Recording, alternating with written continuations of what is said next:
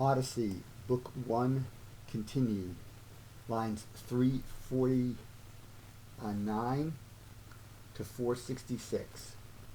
Athena asks about the feast and asks if it is for some wedding. She noticed that the men are behaving badly and suggests that if Odysseus were alive, he'd give them what for. She suggests that Telemachus go to see Nestor in Pylos and Menelaus in Sparta. Athena continues, "Say truth in this then. What's this feasting here? What's all this rout? Is all this nuptial cheer, or else some friendly banquet made by thee? For here no shots are, where all sharers be.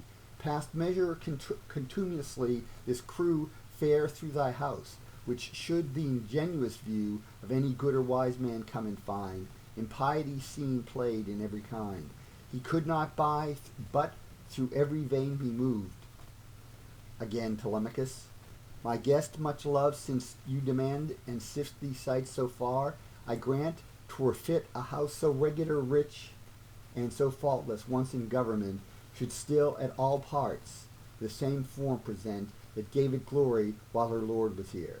But now the gods that us displeasure bear have otherwise appointed, and disgrace my father most of all the mortal race, for whom I could not mourn, so were he dead, amongst his fellow captains slaughtered by common enemies, or in the hands of his kind friends had ended his commands, after he egregiously bestowed his power and order in a war so vowed. And to his tomb all Greeks their grace had done, that to all ages he might leave his son immortal honor. But now harpies have digged in their gorges, and his abhorred grave, obscure inglorious death, hath made his end, and me for glories to all Greece contend.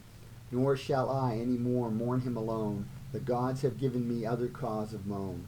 For look how many Optimates remain in Samos, or the shores Dulichian, shady Zacynthus, or how many bear rule in the rough brows of this island here. So many now my mother in this house at all parts make defamed and ruinous, and she her hateful nuptials nor denies, nor will dispatch their importunities. Though she beholds them spoil, still as they feast, all my free house yields, and the little rest of the dead sire and me perhaps intend to bring ere long to some untimely end."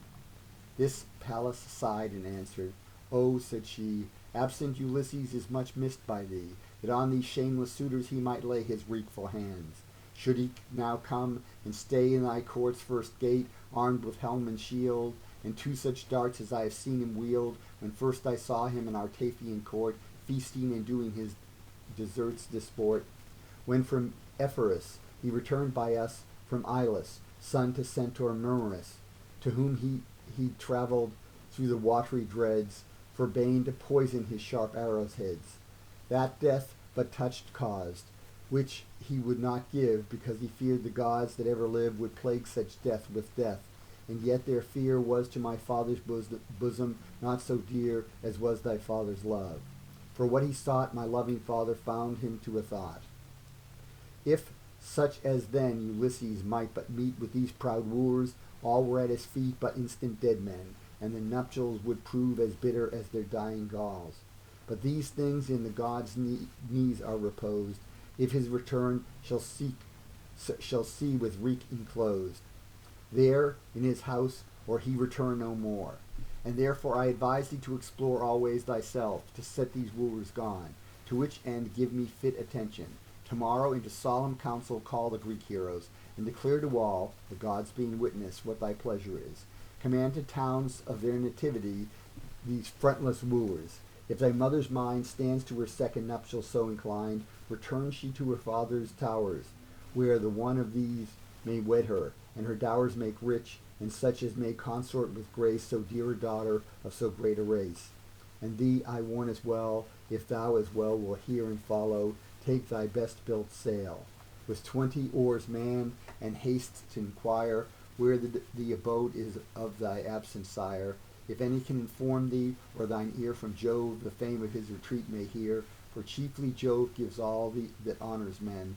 To Pylos first be thy addression then, to godlike Nestor, thence to Sparta haste, to gold-locked Menelaus, who was last of all the brass-armed Greeks that sailed from Troy, and try from both these, if thou canst enjoy news of thy sire's return to life anywhere. Though sad thou sufferest in his search a year, if of his death thou hearest, return thou home, and to his memory erect a tomb, perform parent rites, of feast and game, pompous, and such as best may fit his fame. And then thy mother a fit husband give. These past, consider how thou mayst deprive of worthless life these wooers in thy house, by open force or projects ingenious. Things childish fit not thee. Thou art so no more. Hadst thou not heard how all men did adore divine Orestes after he had slain Aegisthus, murdering by a treacherous train his famous father? Be then, my most loved, valiant and manly, every way approved, as great as he. I see thy person fit, noble thy mind, and excellent thy wit, and given thee so to use and manage here, that even past death they may their memories bear, and meantime I'll descend to ship and men that much expect me. Be observant then of my advice, and careful to maintain in equal acts thy royal father's reign.